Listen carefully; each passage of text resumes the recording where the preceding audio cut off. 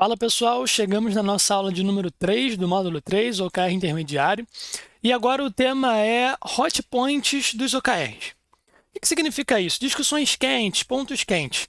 São perguntas que sempre surgem, questionamentos que sempre surgem, discussões que estão em alta na comunidade que pratica OKR. Então eu trago para vocês para que a gente possa discutir. Tal qual como fizemos lá no vídeo de análise de OKRs, eu vou pedir para que você, antes de eu começar a responder, você pause o vídeo e tente responder por você mesmo. Por quê? Os próximos slides eles não serão igual a gente está acostumado. Por quê? Os slides, geralmente, eles têm várias explicações, têm figuras, têm esquemas, e seta para cá, e seta para lá. Agora, a gente vai ser só um conjunto de afirmações ou de perguntas, de questionamentos, que eu vou passando uma a uma para que a gente possa responder, tá? Responder a essas discussões quentes. Então, pause o vídeo, assim que eu ler com você o questionamento ou a afirmação, pause o vídeo e tente responder, tá bom? É muito importante para o seu aprendizado, para que você consiga fixar, para que você adquira pensamento crítico em torno do framework, você precisa tentar participar da atividade, tá bom? Pessoal, então vamos começar. Primeiro ponto quente, primeira discussão quente. De quanto em quanto tempo devemos definir OKR? Como tudo nesse treinamento, eu não vou sair te dando a resposta de faça assim, nunca faça de nenhuma outra forma. Para responder essas perguntas, depende muito do contexto, depende da empresa, depende da maturidade do seu time e de várias outras questões. Então, eu vou te dar um mecanismo para que você consiga decidir quando escolher uma coisa, quando escolher outra, quando ser mais e quando ser menos, tá bom? Vamos lá, então. De quanto em quanto tempo devemos definir OKRs? Existe uma coisa que a gente fala que é padrão de mercado, ou seja, o que a maioria das empresas pratica, tá? Numa situação comum, quanto que é o tempo de um ciclo? 3 meses. Por padrão, as empresas acabam adotando o valor 3 dali para os meses, tá? O trimestre. E por que isso? Existe uma lógica. Quando a gente fala de um tempo menor do que 3 meses, a gente corre o risco do tempo do ciclo ele não ser suficiente para que você produza tamanho resultado, para que você produza algo de valor realmente para a empresa. E quando a gente fala de um tempo maior do que 3 meses, talvez seja desperdício, você está desperdiçando uma possível iteração que você teria ali, uma possível adaptação. Então, mais do que 3 meses diminui a sua capacidade adaptativa, menos do que 3 meses diminui a sua capacidade de entregar valor. Então, como definir um tamanho de um ciclo? Vamos sempre seguir o padrão de mercado? Não, mas eu te coloco essa única restrição. Defina um tamanho de ciclo tal qual você se mantenha apto a produzir valor, mas ao mesmo tempo preze pela sua adaptação, tá? Então, o tamanho de um ciclo precisa respeitar a adaptação e a produção de valor. Ponto. Você pode, nesse contexto, definir 1 mês até 12 meses, se você quiser. Não tem nenhum problema. Mas o padrão, devido a essa explicação que eu dei, acaba sendo 3 meses. O que eu te recomendo na prática? Bem na prática, sim, você entrou na organização, você já vai poder fazer. Está implementando na sua, você vai dar essa explicação. Qual é o lance? Comece com aquilo que o mercado já faz. Comece com aquilo que já é conhecido. E depois, adapte.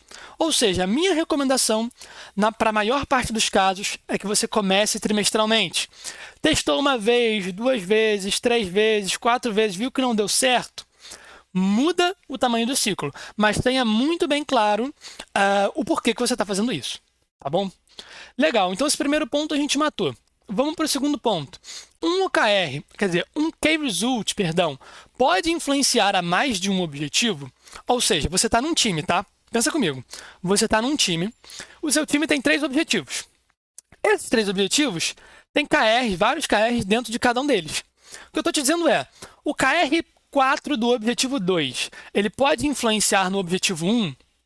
A resposta é, poder pode. Mas se isso acontece, se a influência de um KR de um determinado objetivo ela é muito clara, ela é muito direta, muito explícita em outro objetivo, esse é um sinal amarelo de que talvez você tenha definido não tão bem assim, que você não tenha sido tão específico, porque uma coisa que não era para ter tanto a ver com a outra está tendo. Então, o significado é um sintoma de que você talvez não tenha feito a melhor definição.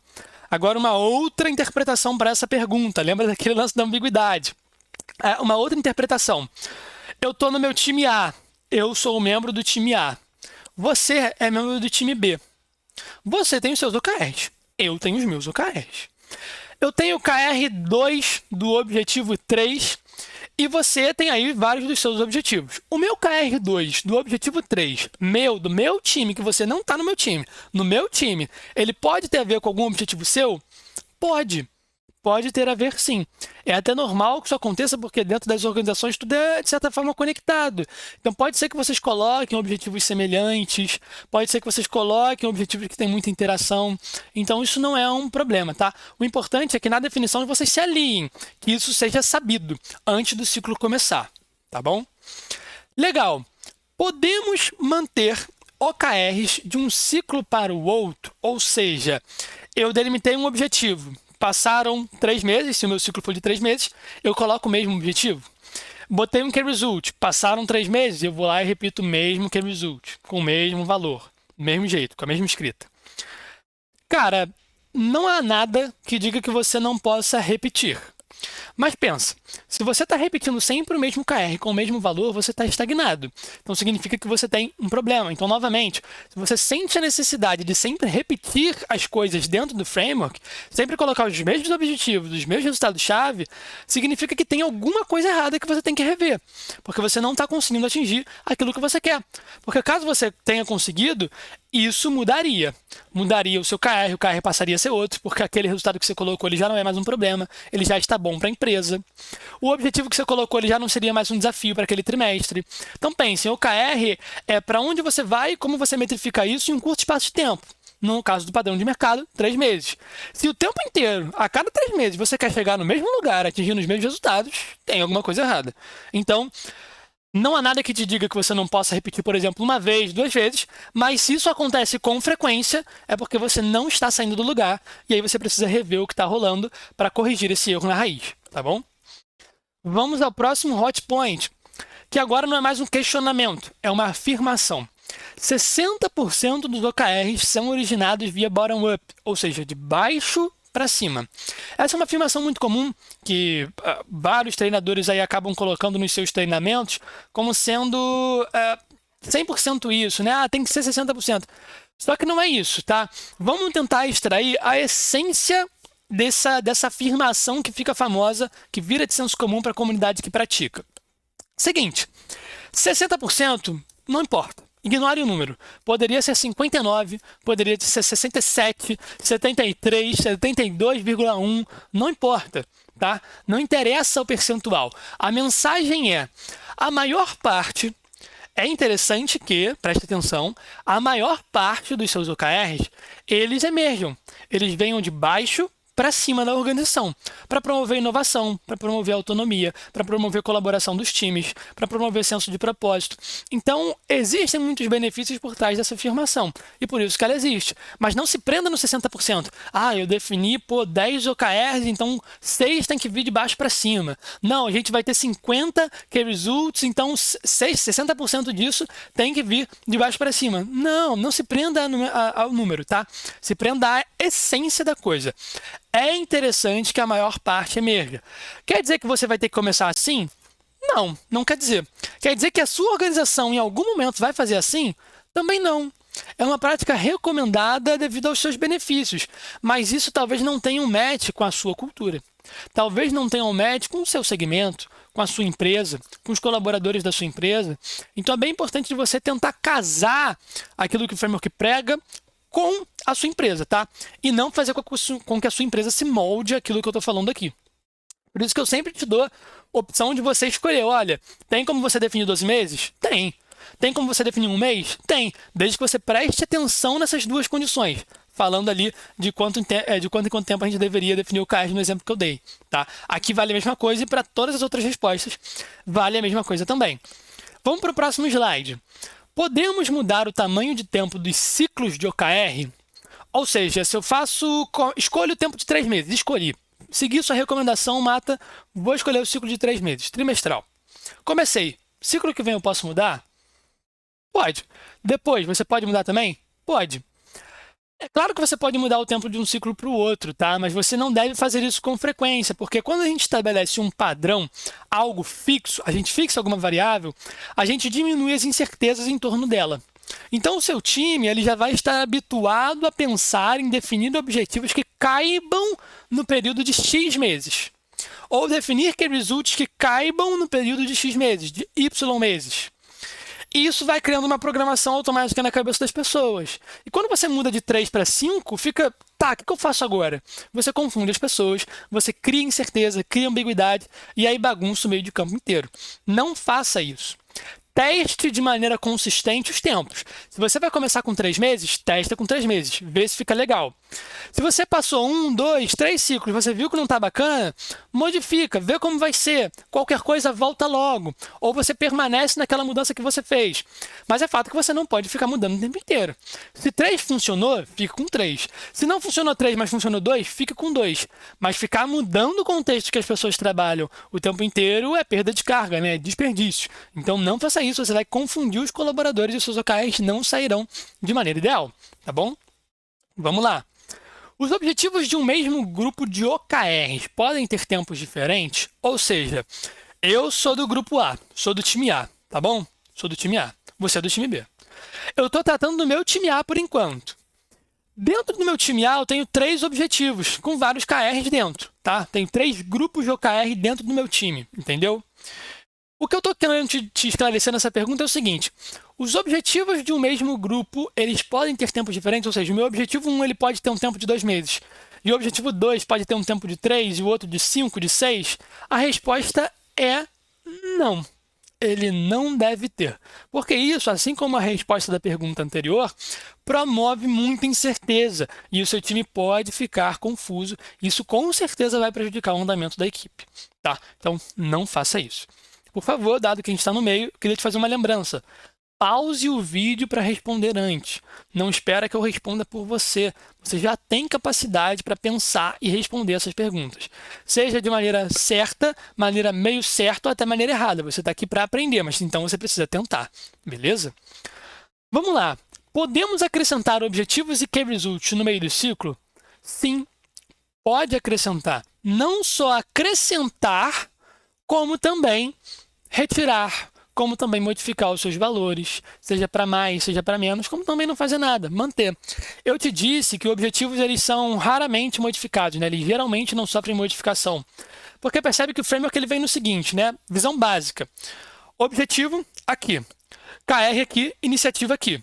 Então, quando a gente modifica um objetivo, obrigatoriamente a gente modifica tudo que está abaixo. E aí, se você faz isso, tem um esforço a mais, um trabalho a mais. Por isso que os objetivos eles não são tão comumente modificados. Os KRs até sofrem modificações, se assim fizer sentido, e as iniciativas sofrem modificação o tempo inteiro. Então, a resposta a esse questionamento é sim. Na mesma empresa, os ciclos podem ter tamanhos de tempos diferentes? Boa pergunta. Ou seja, eu estou no time A, você está no time B, lembra? O meu time A pode fazer um ciclo de 3 e o seu fazer um ciclo de 2 meses, fazer um ciclo de 1 mês? Supondo que nós estamos no mesmo nível hierárquico, nós somos times horizontais um ao outro. Você não está acima nem abaixo de mim, você está no mesmo horizonte, tá? Então, supondo essa relação entre o time A meu e o time B seu, nós podemos ter tempos diferentes? A resposta é que sim, nós podemos. Nós podemos ter tempos diferentes. Desde que isso seja alinhado e que exista um mínimo de casamento. O que eu quero dizer com isso? Se o seu time ele realmente precisa que seja de 1 em 1 mês, porque vocês conseguem produzir valor em 1 mês, e ao mesmo tempo 1 mês é o tempo ótimo para vocês fazerem adaptações no trabalho e nos resultados, tudo bem. Mas para o meu, por exemplo, é 3 meses. 3 meses casa com 1 mês. Percebe? Porque quando você vai fazer o seu primeiro ciclo, eu vou estar fazendo o meu. E aí você vai fazer o seu segundo ciclo, eu vou estar na metade do meu. Você vai fazer o seu terceiro ciclo, né? Você vai passar pelo seu terceiro mês para fazer de novo. Eu vou estar encerrando para fazer outro. Então a gente tem pontos de contato em que a gente vai se alinhando, né? 1, 1, 1. Completou 3. Eu faço 1, fico sem definir, mantenho meu ciclo e faço mais uma vez. Então eu vou de 3 em 3, você vai de 1 em 1. Em alguns pontos a gente vai tendo casamentos. Isso serve, por exemplo, para 6 e 12. Isso serve para 3 e 6. Agora, o que não cabe é você colocar ali para mim 1, 2 e 5. vocês praticamente nunca vão se encontrar, só em, tipo, pequeníssimos pontos, né? Se eu coloco um 7, um 3, coloco um 7, um 4, vai demorar muito para que vocês casem o tempo de definição. E por que é importante casar o tempo de definição? Para que vocês tenham um alinhamento. Lembra do que eu falei? Quando eu mostrei aqui, eu mostrei um bolo de casamento, eu dei um zoom ali nas duas plaquinhas de objetivos e key result, e eu mostrei uma nova pirâmide. Eu falei que existem setas para cima, para baixo e para os dois lados. Então, aquela conexão lateral ali é importante, aquela conexão horizontal é importante. Por isso que você tem que tentar, caso você realmente vá optar por fazer tempos diferentes, porque isso faz sentido para o seu negócio, você precisa tentar casar, maximizar esses pontos de contato para continuar existindo alinhamento. Show de bola? Ou seja, pode fazer se fizer sentido. E uma recomendação também, só faça isso quando você já tiver atingido um estado mais maduro do framework. Não faça isso nas suas primeiras tentativas, porque tende a dar muito errado, a promover muita confusão. Tenta todo mundo no mesmo período primeiro, tá bom? Que vai diminuir as incertezas, vai fazer com que as pessoas se acostumem, mais para frente você modifica. Legal? Agora ainda, não saindo dessa pergunta, vamos tentar responder uma versão 2.0 dela. Eu falei de maneira horizontal. Eu estou no time A, você no time B, a gente está no mesmo nível hierárquico. Agora, vamos supor que eu estou no time A, você está no time B, e o meu time A ele é superior hierarquicamente ao seu. Ele está numa posição da organização mais elevada, tá bom? Ele está mais na alta hierarquia. A gente pode ter tempos diferentes? A resposta é pode.